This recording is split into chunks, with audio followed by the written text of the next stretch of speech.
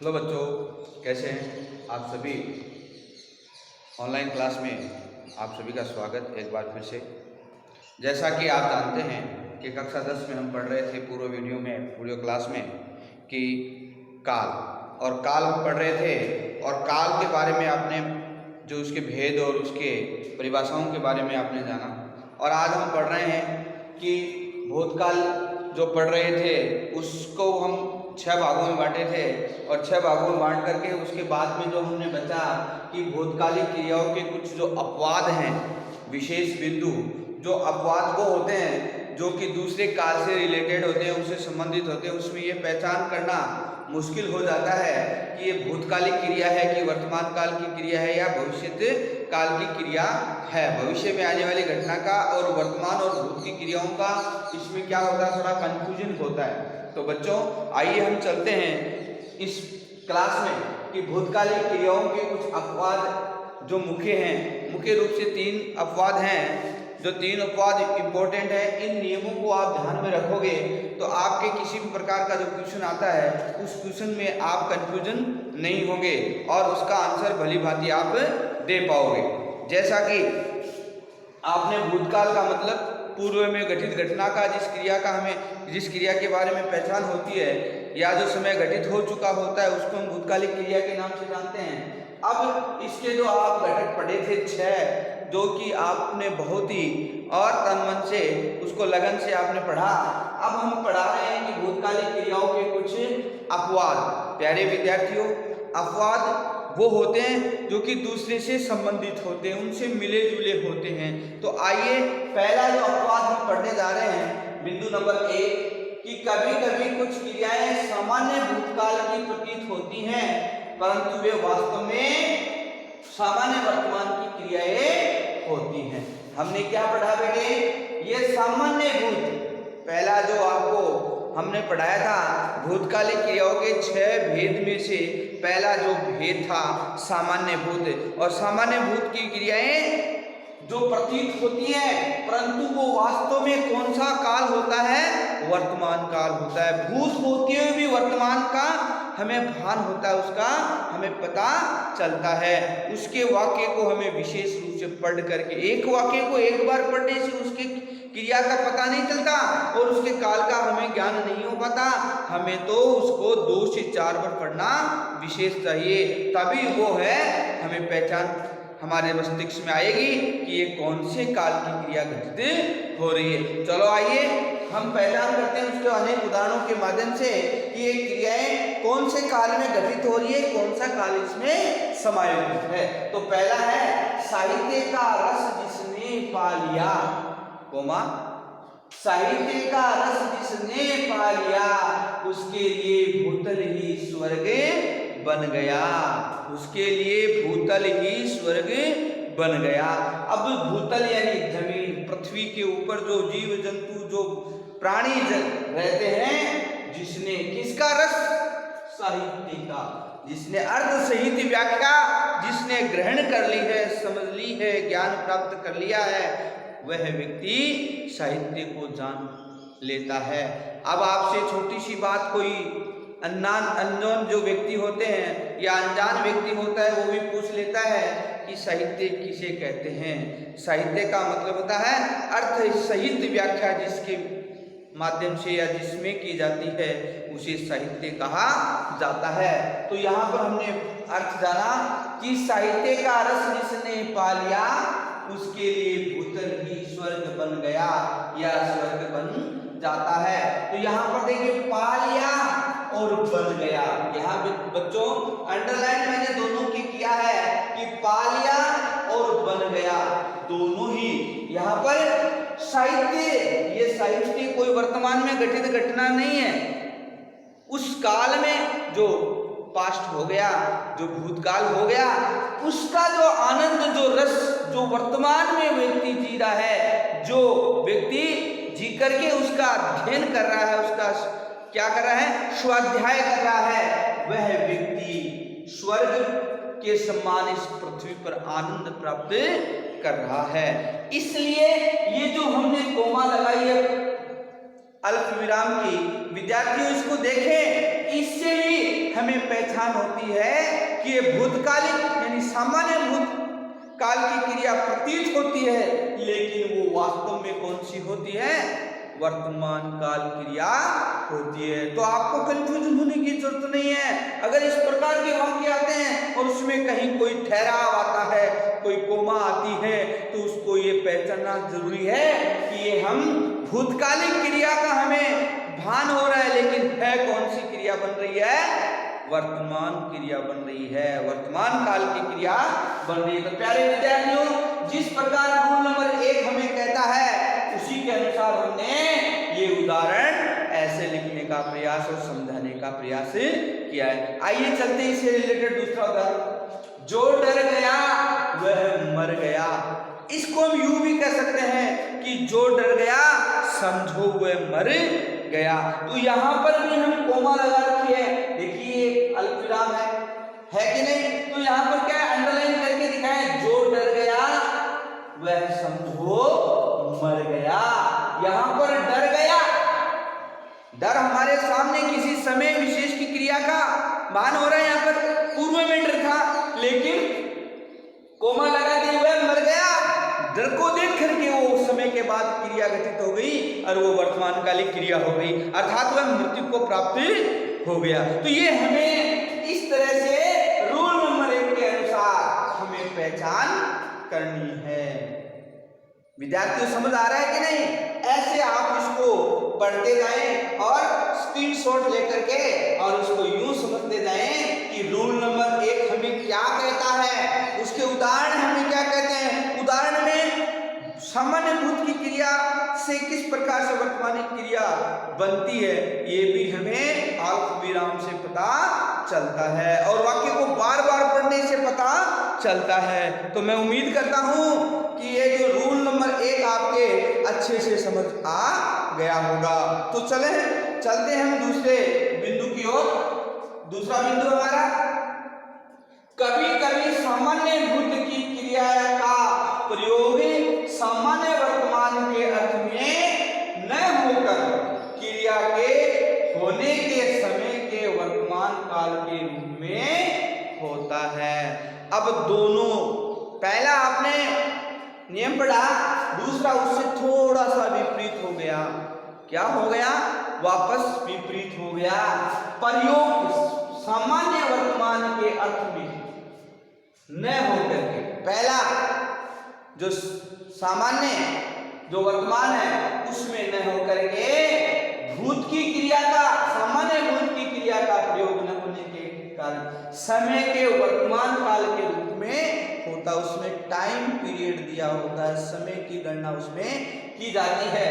तो चलो, वह तो चल दिया, अब देखिए वह तो चल दिया, अब इसमें थोड़ा टाइम है, चलना एक समय की क्रिया का भान हो रहा है, समय को बता रहा है। तो वह तो चल दिया यानी किसी अवधि में तो वो चल रहा है। यही बात ये रूल नंबर 2 करेंगे, समय के वर्तमान काल के रूप में होता है, समय इसमें दिया होता है। चलना एक क्रिया है और किसी समय विशेष के अंदर वह चला है, चल दिया। अब चलने दिया का मतलब वो व्यक्ति वहां खड़ा था और वहां से वो आगे बढ़ गया, 9 2 11 हो गया, या भाग गया, या आगे प्रस्थान कर गया, या चल दिया का मतलब वो ऊपर देर लोग भी जा सकता है। तो इसका हम क्यों ज्यादा जिक्र करें, ऐसे अन्य अर्थ में भी लिया जा सकता। बस अभी आया, बस अभी आया, उसे कहते हैं आप तनिक समय रुकिए, मैं यूं गया यूं आया।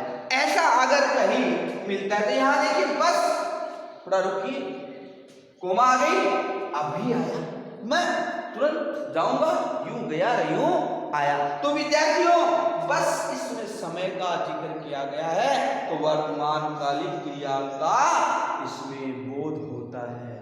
तो सामान्य भूत का जो हम रूल पढ़े हैं उसमें इस तरह का भूतकालिक क्रियाओं में अपवाद नंबर 2 भी मिलता है। तो आपको ऐसे रूल्स को दिमाग में याद रखना है। क्लियर?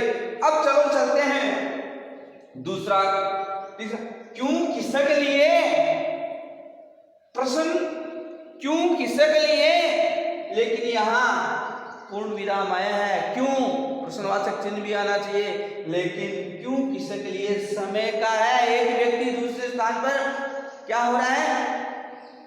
इसमें संदेह हो रहा है। क्या हो रहा है? क्यों? कोई कारण विशेष हो गया, तो ये समय के लिए इसमें वर्तमान कालिक क्रिया का हम जिक्र करेंगे। अगला लो,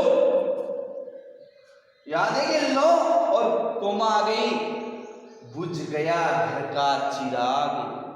लो इस समय, अब टाइम पीरियड इसमें गौण है और समय का इसमें भान नहीं हो रहा है, लेकिन वाक्य हमें यह कहता है कि लो बस बुझ गया घर का चिराग। अर्थात एकमात्र वंश था, वंश को आगे बढ़ाने वाला था, वही इस संसार से विदा हो गया। यहां इसका अर्थ यूं ले सकते हैं। तो प्यारे विद्यार्थियों, हमें वर्तमान कालिक क्रिया की भूतकालिक क्रिया में जो एक दूसरे में अपवाद स्वरूप जो क्रिया मिलती है, उसको हम इन उदाहरणों के माध्यम से हमें समझना चाहिए। आपने अच्छे से समझा रूल नंबर 1 और रूल नंबर 2। तो प्यारे विद्यार्थियों, आगे बढ़ते हैं। इसी तरह के आप भी अनेक उदाहरण बना सकते हैं। अगर आप उदाहरण बना के दीजिए, आपके फिर भी कोई कंफ्यूजन है, तो आप मेरे से पूछिए कमेंट में लिख करके, सर हमने ये उदाहरण बनाए, क्या ये इस रूल से रिलेटेड है? तो मैं आपको पॉइंट बिंदु रूल के अनुसार बताऊंगा कि आपने सटीक निर्णय लिया है, सटीक आपने उदाहरण एग्जामिन किया है, आपने थॉट किया है। तो कोई अतिशयोक्ति नहीं होगी इसमें, तो बहुत ही आपका क्या होगा, आगे उत्तरोत्तर वृद्धि होगी कि आप जितना इसमें स्वाध्याय स्वयं निर्णय से उदाहरण आप एग्जामिन करते हो और थॉट करते हो, तो मैं मानता हूं कि अच्छी उसमें प्रोग्रेस हो सकती है। तो आइए चलते हैं तीसरे नियम की ओर। कभी कभी आसन्न भूत की क्रिया, आसन्न भूत कौन सा? भूतकाल की का बिंदु नंबर 2, भूतकाल का नियम, अब नियम जो है 2 या उसके भेद नंबर 2। आसन्न भूत की क्रिया से ऐसा लगता है कि क्रिया वर्तमान काल में भी जारी है और आगे भी रहेगी। क्या बताया अगले ने? आसन्न भूत की क्रिया है और वो वर्तमान काल में जारी है और वह आगे भी जारी रहेगी। ऐसा रूल नंबर 3 हमें इंडिकेट कर रहा है। क्या कहा उन्होंने? आसन्न भूत की क्रियाएं ऐसा लगता है कि वह वर्तमान काल में जारी है और आगे भी जारी रहेंगी। तो वो हो रूल नंबर 3 है। आइए चलते हैं उदाहरण के माध्यम से इनको पढ़ते हैं और समझते हैं कि अशोक ने लोकहित के अनेक काम किए। अशोक यहाँ संज्ञावाची है, यहाँ व्यक्तिवाची संज्ञा हो गई, यहाँ किसी का नाम आ गया, संज्ञा आ गई। अब लोकहित जनहित कह सकते हैं, जनता के हित के जो कार्य किए जाते हैं वो अनेक काम किए हैं, उन्होंने पहले भी किए हैं और आज भी उनका जो लोकहित का कार्य करने का, जो पुण्य कमाने का जो क्रिया का जो घटना है वह घटती जा रही है, अर्थात वह कार्य करता ही जा रहा है। तो अगले ने रूल नंबर 3 के अनुसार ये प्रतीत तो होती है आसन्न भूत की, लेकिन वर्तमान काल की क्रियाएं होती है और वर्तमान काल में भी वो जारी रहती हैं। जो व्यक्ति अच्छा कार्य करता है उसका इतिहास बनता है और वो अच्छा कार्य करता ही रहता है, अनवरत रूप से वो जारी रहता, उसमें कहीं पूर्ण विराम नहीं आता, वो चलता ही रहता। उनके कार्य जो होते हैं वो इन्फिनिटी होते हैं, अनंत छोर तक चलते रहते हैं। तो आप समझ गए होंगे भूतकालिक जो आसन्न भूत की क्रियाएं प्रतीत होती हैं, लेकिन वो सामान्य भूत की क्रियाएं होती हैं और वो आगे भी जारी रहती हैं। अब दूसरा उदाहरण, मैंने ऐसे अनेक धोखेबाज देखे हैं। उदाहरण नंबर 2 क्या बताया? मैंने, आप जब पढ़ोगे तो अपने आप पे ले सकते हैं, और अगर मैं पढ़ रहा हूं इस वाक्य को तो मैं अपने आप मेरे ऊपर ले लूंगा। तो मैंने ऐसे अनेक धोखेबाज देखे हैं। मैंने धोखेबाज, मेरे सामने जो धोखेबाज व्यक्ति खड़ा है, दगाबाज जो होता है, धूर्त प्रवृत्ति का, वैसा का वैसा मैंने पूर्व में भी बहुत से देखे हैं, तो वो क्या आपसे मैं डरूंगा क्या? ऐसे धोखेबाजों से मैं चंगुल में नहीं आने वाला हूँ। तो ऐसे उदाहरणों को हम देखें तो ये सामान्य भूत की क्रियाएं भी क्या है, आगे अनवरत रूप से जारी रहती है। धोखेबाज तो जीवन में मिलते रहते हैं, इस वाक्य से हमें ऐसा भान होता है। उदाहरण नंबर आगे, संतों और विचारकों ने समाज का सदा मार्गदर्शन किया। क्या पढ़ा विद्यार्थियों? संतों और विचारकों ने समाज का सदा मार्गदर्शन किया। जो हमारे समाज के उत्थान करने में जो सहयोग देने वाले हैं, जो पतन के गर्त में चला गया था वह समाज अतीत में, उसको सिर्फ और सिर्फ उबारने का काम किया है तो हमारे संतों ने किया है। हमारे अच्छे पढ़े लिखे और विचारकों ने किया है। कहा है कि संत समागम हरि भजे, जे कोई भजने जाए। तो हमें संतों के सानिध्य में रहना चाहिए, जहाँ पर हमें अच्छी अच्छी और जीवन को जीने की बातें वहाँ से मिलती रहें। तो इन्होंने ये जो विचार दिए, समाज को उबारने का मार्गदर्शन दिया।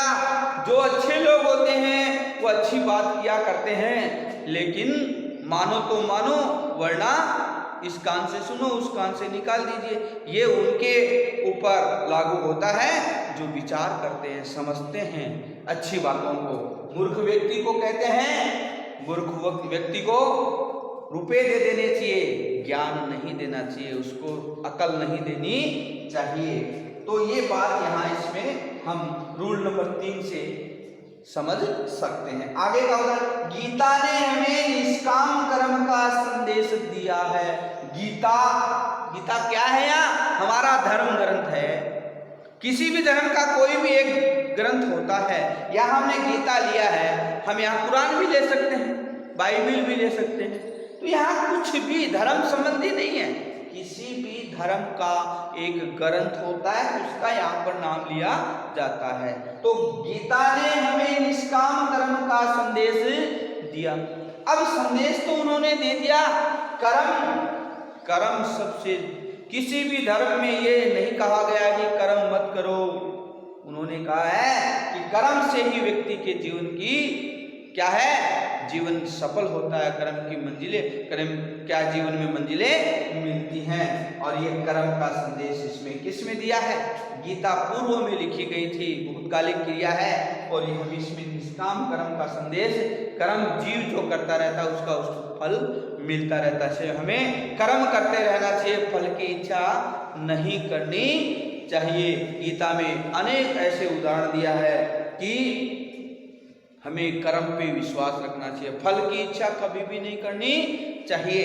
तो ये थे विद्यार्थियों आज हमारे जो भूतकाल क्रिया के जो अपवाद थे, और जो ऐसा प्रतीत हो रहा था कि ये सामान्य भूत है या वर्तमान कालिक क्रिया है, भविष्य की घटित घटना है, हम उसमें थोड़ा सा क्या हो रहे थे, कंफ्यूजन हो रहे थे। और उस कंफ्यूजन को दूर करने के लिए हमने इन अपवाद के जो भूतकालिक क्रियाओं के जो अपवाद थे, रूल नंबर 3, 1, 2, 3 और तीनों के जो उदाहरण के माध्यम से हमने आपको समझाने का प्रयास किया। आपने बड़े लगन उमंग के साथ आपने समझा।